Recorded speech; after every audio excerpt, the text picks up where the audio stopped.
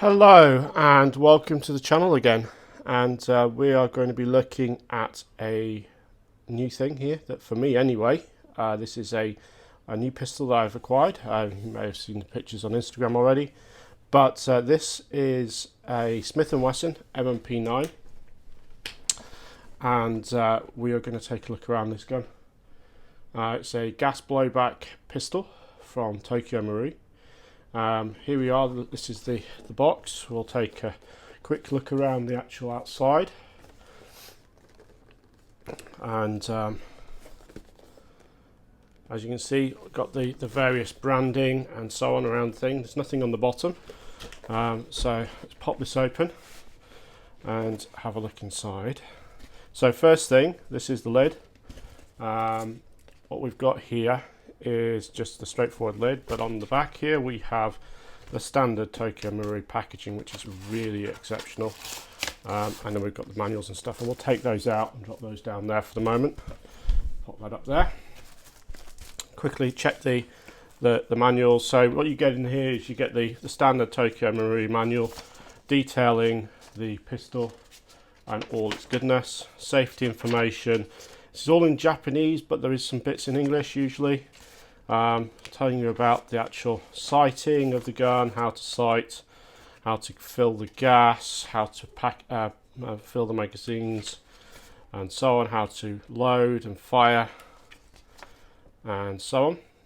And they're using the safety plug, which, strangely enough, probably in here somewhere. I don't actually see them. How to disassemble, how to maintain grease and so on your gun, to clean the barrel. How to fit the hand grips. So this has got 3 hand grips here, different sizes, small, medium, large. How to adjust the hop up. I think this one's the hop up. I can't remember where the hop up is. There's a hop up in here, and there's a detail to how to actually change it. I think it was actually earlier on. Here it is. How to change the hop up. It's a little rotary hop up there behind the breech there. And there we go. That's the manual. And then we've got another little guide here, which is the parts list, which you get with all Tokyo Marui guns. You get some kind of parts list and just a tear down of the gun, and then the full parts list in Japanese. And then I'm guessing this is so you can order the pieces if you so needed to. They also give you another bit about safety information here, some links to the website and so on, and then they give you this. A bunch of targets to practice and sight on, which is useful, and then we've got the gun itself. So here we have the pistol. It's quite a nice looking gun. It looks very realistic actually for an all polymer gun. It does look very good, so we'll pop that to one side there for the moment. We've got a magazine, comes with one. Pop that there. Then we've got in here, we've got a cleaning rod, and in the back here we've got our additional grips. Now this actually normally comes with the medium grip, but I have opened this a little bit before just to check on everything inside, and I swapped over the grips. So I prefer the small grip. It suits my hands, as you can see. I've got small hands for a man, and I like a smaller grip on these. I have the same problem with my HK45 pistol. I swapped to the smaller grip. This is the large one, and this is the medium that comes with it. Behind here we should have a few bits and pieces in a little box, if I can figure out how to get into it. We've got some BBs, and we've got some the muzzle cap are in here, some little accessories. I'm not going to open this up, but it's a really cute little box. Tokyo Marui do this with all their guns. They have a little section which is usually the BBs and everything else, and we have the stylized foam, so it's really, really good. So I'm going to close this up and let's take a look at the actual gun. So just to think, there's nothing in here. There is nothing in the breech, but we can't actually get into that at the moment. So little hop up logo. Very nice little gun. Little rail for mounting accessories on the front, It hasn't got a threaded barrel, so you can't really put a silencer on there, but I'm guessing you could potentially buy an attachment to something that you may be able to do that. I'm not sure. We've got kind of a nice little trigger. It's a dual stage trigger. You can see when you pull it, it kind of pulls it there. It's quite nice. Mag release on one side, it's just there where my thumb is. It looks like it could have one here at some point, or it could be swapped sides, but there's nothing on the left side. So if you're a left-handed shooter, you can't use your thumb to release the mag on this version. You have to use your finger here. But I'm a right-handed shooter, so this is fine for me. Nice thumb position, pop that out. Take a magazine, pop that in, and then we can cock that back. As you can see, the hop up is just here, right in there. It's really dark in there, it's quite difficult to see, so I suggest that if you actually want to tweak the hop up, get a torch and kind of take a view. It's got all of the branding on here. It's got like a little serial number. It's got the Tokyo Marui made details, made in Japan, but then it's got the Smith & Wesson, Springfield, Massachusetts stuff there. It's got the M&P logo, stainless, and the Smith & Wesson logo. We have this, I think, if I remember correctly, this is for taking it off. This is for basically releasing the slide, and then this is for when you want to kind of put that back. So that is actually now cocked. I've taken that out just to be safe. I'm just going to release it. So unlike, for instance, the HK45, which actually has a safety-based decocking feature, this doesn't. Although the safety's on now, I can't pull, as you can see. Safety off, and you'll see it fire. So that fired there. There was nothing in the barrel because we've got nothing in the mag and nothing in the breech there. Sights wise, we have 2 dots in the back and a white dotted iron sight at the front. They are quite visible. I have actually, because I say I've actually opened this up and had a little play with it already, fired it a couple of times just to sort of see how it goes. It is quite nice in the sense that in daylight these are really readable and usable. At night time, when it's a little bit darker, it's not as easy to sort of focus on, but I believe you can get different versions of these.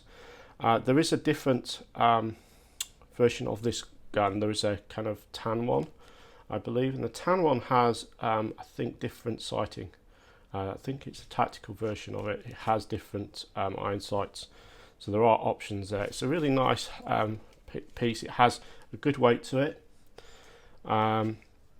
So let me just pop this in a second. I think we might have some gas in this because from what I think. So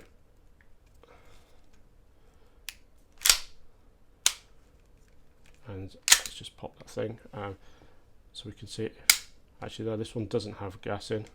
I did have a couple of other mags which I bought at the same time, one of which I have gas in. So we could actually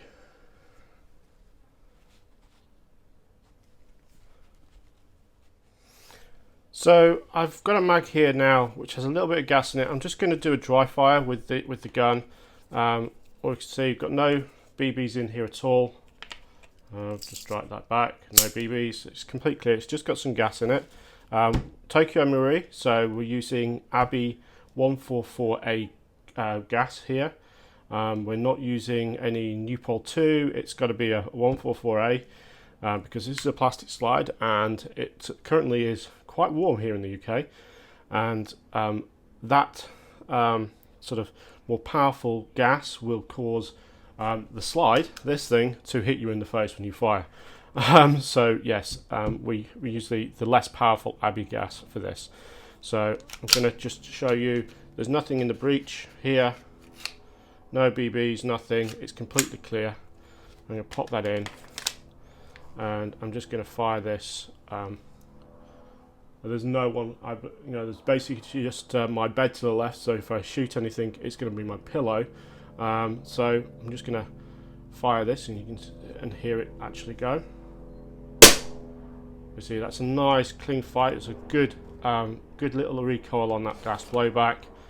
As there's nothing in the mag, it basically went into the kind of ready position for you to load the magazine. Normally you'd sort of drill, would drop the mag, pop the new one in, release the slide, and you're good to fire again. So it's a really nice smooth action for firing this. It's a really nice gun. I do like it. What we will do in a minute, we will actually have a little chrono of it, so you can see it chronoed. And yeah, so once you see it chronoed, you'll see how good it comes out of the box with the Abbey gas in terms of power and feet per second, as it were. So with that, we will have a look at that shortly. Okay, so we moved outside, and we've got the chronograph ready, and we're about to just run a few shots through the chronograph.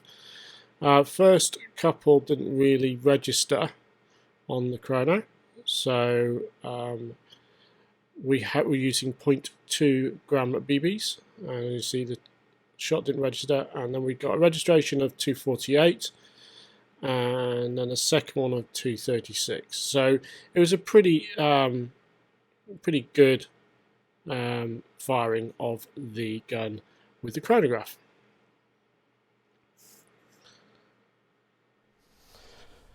So there we have it. This is the Tokyo Marui Smith & Wesson M&P 9.